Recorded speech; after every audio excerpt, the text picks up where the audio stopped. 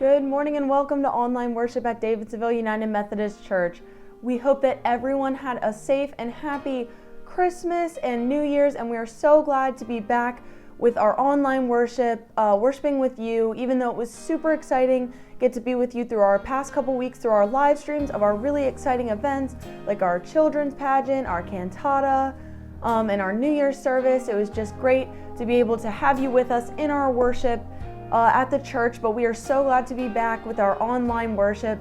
And we are so excited because today we are celebrating Three Kings Day, and we are learning about Epiphany through the eyes of the fourth Wiseman. So we hope that you had a great holiday season, and now we hope you're heading into a new year, and we're excited to have you with us as we celebrate Three Kings Sunday. Good morning. Today's scripture comes from the book of Matthew, chapter 2, verses 1 to 12. This is the story of the Magi visiting the Messiah. After Jesus was born in Bethlehem in Judea during the time of King Herod, Magi from the east came to Jerusalem and asked, "Where is the one who has been born King of the Jews? We saw his star when it rose and have come to worship him." When King Herod heard this, he was disturbed, and all of Jerusalem with him. When he had called together all the people's chief priests and teachers of the law, he asked them where the Messiah was to be born. "In Bethlehem, in Judea," they replied, "for this is what the prophet has written. But you, Bethlehem, in the land of Judah, are by no means least among the rulers of Judah. For out of you will come a ruler who will shepherd my people, Israel." Then Herod called the Magi secretly and found out from them the exact time the star had appeared.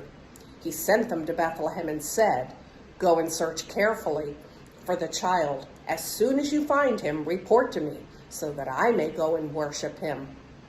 After they had heard the king, they went on their way, and the star they had seen when it rose went ahead of them until it stopped over the place where the child was. When they saw the star, they were overjoyed. On coming to the house, they saw the child was with his mother Mary, and they bowed down and worshipped him. Then they opened the treasures and presented him with gifts of gold, frankincense, and myrrh. And having been warned in a dream not to go back to Herod, they returned to their country by another route. This is the word of God for the people of God. Thanks be to God.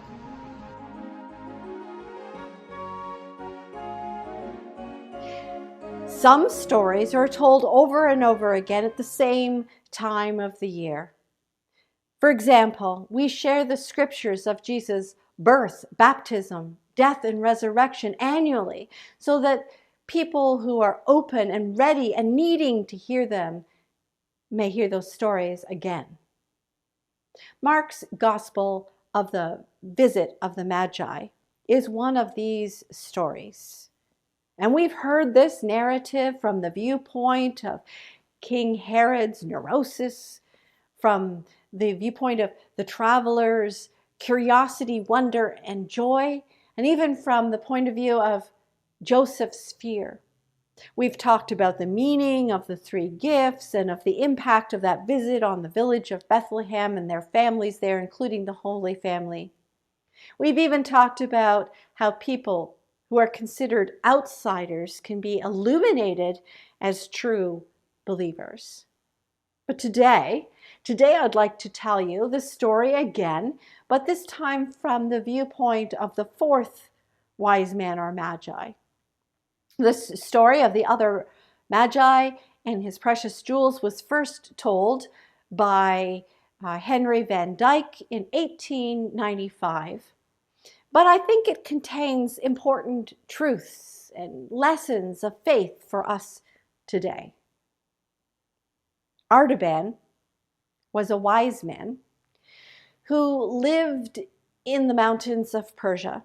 He was a worshiper of the fire god Ahura-Mazda, and he sought his whole life for truth and light. He was a rich man, and he was also a great astrologer. Every night as the stars filled the sky above the Arabian desert, Artaban would study the heavenly bodies, and over time he began to understand the mystery of the galaxies. One night, Artaban called together friends from his village, and he said to them, "I have seen a giant star in the east, and it's beautiful and unlike anything that we've seen before. We Magi have studied the ancient texts and scrolls and have determined that this mysterious star is the star of the promised Messiah of Israel. My fellow Magi, Melchior, Gaspar, and Balthazar, have already left to follow the star. They are, over the next 10 days, putting together a caravan, and I hope to join them soon. I have sold all my belongings and bought 3 precious jewels, which I plan to give as tribute to the king. A sapphire as blue as the sky, a ruby that shines with the brilliance of an early morning sunrise, and a pearl as pure and white as a snow-capped mountain." His friends were stunned by his jewels. Now, mine barely compare, but his friends were stunned into silence, and into that awe he announced, "I believe that this star will show the way to light and truth. I am going immediately to bring these rare and precious gems to the king. Won't you come with me?" His friends declined. One had work constraints, and another claimed family responsibilities. They just generally didn't share his urgency. One was too ill to travel. No, they would not go with him. And so Artaban said goodbye to his village friends, and he planned to join his Magi friends. He traveled alone on horseback across the plains and over the wind-swept shoulders of hills and into the black gorges in the mountains where rivers rushed and roared. His tired horse pushed on and on and on until they came to a date palm grove. And there his horse hesitated in the dark shadows. Whether from fatigue or fear, Artaban did not know. But there was something on the road ahead of them. What was it? It looked like a body. Fear tingled up Artaban's spine. It could be a bandit hoping to lure him close and then steal his precious jewels, or it could be truly someone in need. He was truly afraid. He didn't know what to do. But he reached out and he gripped the man's wrist, and he felt the chill of death and a faint, thready pulse. If I stop to help this man, he thought, I will miss the caravan of my friends. What should I do? God of truth and purity, he prayed, show me the holy path. Show me what to do. As much as he wanted to go and be with his fellow Magi and find the new king of Israel, Artaban knew in his heart that he must remain with the injured man. And so he bound up his wounds and he carried him into the village on the back of his horse, and he found an inn and he lodged there, and he fed the men and he nursed him back to health with medicine and time. Days and days passed, and he realized that he would not make his friend's caravan. He would need to purchase his own provisions and camels and develop a caravan himself. And plus, he already owed the hotel manager for the food and the lodging and the medicine. He had little money. But what he did have was a sapphire, the color of sky.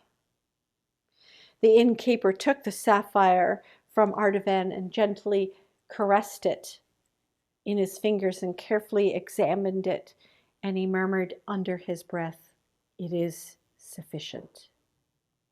The injured man, quite well now, looked at Artaban and said, "Thank you. You saved my life. Thank you for paying for my lodging and my food and the medicine." And Artaban nodded, and they hugged and said their goodbyes. Artaban still had 2 more precious jewels, his red ruby and his snow white pure pearl. And he would give them to the king when and if he ever found this king of Israel.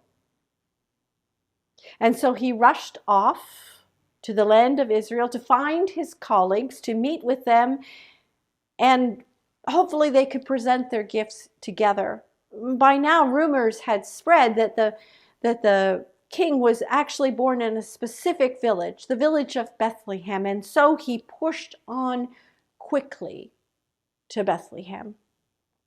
Upon his arrival, he found the streets deserted, and he wondered if the men of the village had gone up into the mountains to bring their flocks down. As he walked through the empty streets, he heard from an open doorway the sound of singing, and he looked in and he saw a mother hushing her baby to sleep. And so he quietly asked her, "Do you know where the king is that was born to the Jews?" The young mother looked around nervously, and then she beckoned him in and whispered quietly, "There were strangers from the east who appeared in the village 3 days ago, and they said that a star had guided them there to the place where Joseph of Nazareth and his wife Mary and her newborn son were lodging. They paid reverence to the child, gave him many rich gifts, and then those travelers disappeared as quickly as they had come, and it left us all feeling afraid at the strangeness of it all. We just didn't understand what is happening." She continued, "The man of Nazareth took his child and the mother, and they left. They went quietly that same night, and there are murmurs that they have gone to the land of Egypt." Something evil is hanging over this village. Can't explain it, but we all feel it. They say that Roman soldiers are coming from Jerusalem to force a new tax from us. And so the men have driven the flocks into the mountains to hide themselves so they won't have to pay the tax. As they were sharing that story, they suddenly heard the sound of soldiers and horses charging into the streets of Bethlehem, and there were swords, and there was shrieking and shouting and screaming, and mothers were hysterically screaming, "King Herod's soldiers are killing our children!" The young mother's face grew white, and she curled up into the farthest, darkest corner, clutching her child to her body and folding her robes over him, hiding him lest he should wake up and make a noise and be found. But Artaban went quickly to the front door. He stood in the doorway, his broad shoulders filling the space of the portal from side to side, and the peak of his white hat almost hitting the lintel. The soldiers did come down the street with hands bloody, swords dripping, and at the sight of this stranger, imposingly dressed, blocking the doorway, they hesitated for a moment, and then the chief captain moved as if to thrust Artaban aside, but he held his space. He did not steer. His face was as calm as if he was studying the stars, and his eyes burned with a fierce radiance. In a low voice, he said, "I am all alone in this place, and I am waiting to give the captain, a prudent captain, this gem if he will leave me in place." The ruby glistened like a great drop of blood in his hand. And the captain was amazed at its splendor, and his eyes expanded with desire, and wrinkles of greed formed around his lips, and he reached out and he took the ruby. "March on," he said to the men. "There is no child here. The house is empty." After the captain and the soldiers had gone, the young mother sobbed quietly to Artaban. "Thank you. You saved my child's life," she wept. And Artaban nodded with kind eyes, and he blessed the mother and the child as he left their home. He thought to himself, "I must now go to Egypt and find my king. I still have a precious pearl to place in his hand, the largest and whitest pearl that you have ever seen." Well, Artaban traveled all the way to Egypt, and he could not find his new king there. For many years he walked back and forth throughout the whole Mediterranean world, trying to find his king of light and truth and purity. All the while he clutched closely his leather pouch, which held the most beautiful, exquisite pearl that the world had ever known. But his king was nowhere to be found. Time passed. 30 years passed. 30 years of traveling and searching. And Artaban began to hear rumors that the king was now in Jerusalem. He listened to reports that the Nazarene was the kindest man that the world had ever known. The people called this man whom he sought the Prince of Peace and the Lord of Love. Artaban thought to himself, finally, I will travel to Jerusalem. I will find my king, and I will place my precious pearl in his hand. Artaban had grown very old. His hair was white. His body was bent and weak, and his steps were slow. Arriving in Jerusalem, he found confusion and commotion, and it was Passover, and the city thronged with strangers, and a current of excitement seemed to flash through the agitated crowds, and they all seemed to be swept along by some invisible tide. Artaban joined a group of people from his own country, Parthian Jews, who had come to keep the Passover, and he inquired of them the cause of this tumult and where they were going. "We're going," they answered, "to a place called Golgotha, just outside the city. There is to be an execution. Haven't you heard of this? 2 famous robbers are to be crucified along with Jesus of Nazareth, the man who's done many marvelous works and who people truly love. But the priests and the elders have said that he must die because he gave himself out as the Son of God. And Pilate has sent him to be crucified because they call him the King of the Jews." Artaban didn't know what to do or where to begin. Maybe he prayed, if I hurry to Pontius Pilate, I could offer him my precious pearl and redeem the king before he is put to death. As Artaban began to head out to the house of Pontius Pilate, a group of slave sellers hurriedly rushed down the street, pushing ahead of them a young girl who they had abducted from her parents' home. The young one had a leash around her neck, and her wrists were bound together. The mob of humanity pressed Artaban into the walls of the surrounding homes. And just as they were about to pass him, the girl fell right in front of him. And she looked up and she pleaded, "Sir, help me. I know you're old, but save me if you can. They are going to sell me into slavery. Please save me, help me. You are my last hope. Artaban looked deeply into the young girl's eyes, and he clutched his purse, which held the precious pearl. And softly he said to the mob of slave sellers, I will buy the girl. No, the slave sellers laughed at him. You haven't enough money, they said, and you're old. Get out of my way, you feeble old fool. Artaban said, it's true. I am old. I am feeble.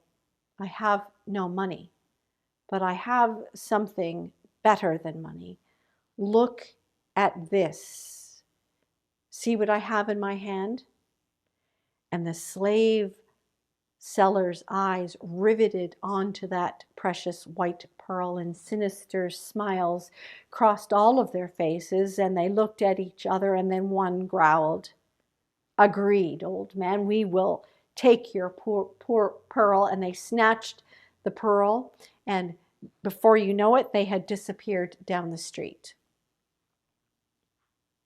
Artaban looked at the girl. I'll take you home, he said. The girl wept with exhaustion and gratitude. Thank you for saving my life. Just then, the skies darkened and the earth shook, and the walls of the houses moved back and forth, and bricks and stones began to fill, and dust filled the air, and a tile loosened from the roof and crashed into Artaban's temple, and he lay breathless and pale on the shoulder of the young girl as blood trickled down from his wound. Life was over. Artaban was ready to die, old and frail and feeble, totally penniless. Throughout his life, he had wanted to find his king. He had spent himself searching for the king of light and truth, and now it was over. Artaban breathed a last prayer. Lord, I wanted to give you my precious jewels. I wanted, Lord, to personally place them in your hand. There was a sound, a whisper in the twilight, like distant music where you can hear the notes but not the words. And the girl looked around, but she didn't see anyone. And then Artaban heard a voice from heaven speak into his soul. Artaban, you've already given me your 3 precious jewels when you gave them to help people in need. I loved your jewels that you gave me. A calm radiance of wonder and joy lit up the pale face of Artaban like the first rays of dawn shining on a pure snow-capped mountain. He sighed a breath of relief. His journey had ended. His treasures had been accepted. He had found his king of light and truth. Artaban went to be with our loving God, who had received the blue sapphire, the red ruby, and the pure white pearl. May this story of Artaban, the other Wiseman, the 4th Magi, illuminate your way in the coming year. May it help us recognize God's power and presence in our lives, in our worlds, and may our prayers increase our understanding of God's will for us, and may we have the courage to follow and the courage to lead others to find the abundant life of Christ. Amen.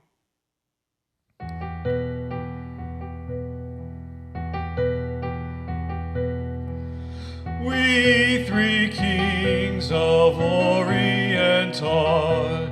Bearing gifts we traverse afar, field and fountain, moor and mountain, following yonder star.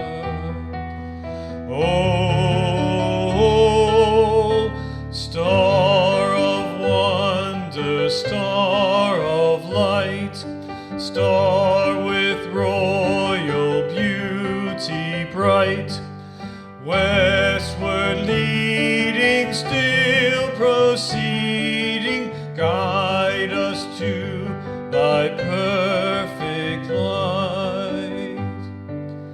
Glorious now, behold him arise, King and God and sacrifice. Alleluia, alleluia, sounds through the earth and skies. Oh, star of wonder, star of light, star with royal beauty bright, westward leading, still proceeding, guide us to thy perfect light.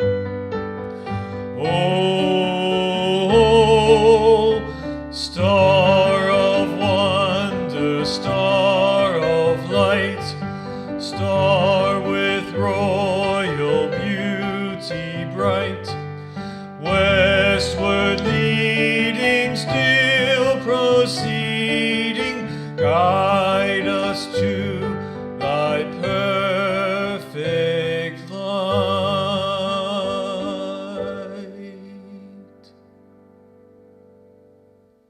Thank you so much for joining us this week as we kicked off the new year with our first regular online worship of the new year. We are so glad to have you with us. We are so excited to be heading into an exciting new year.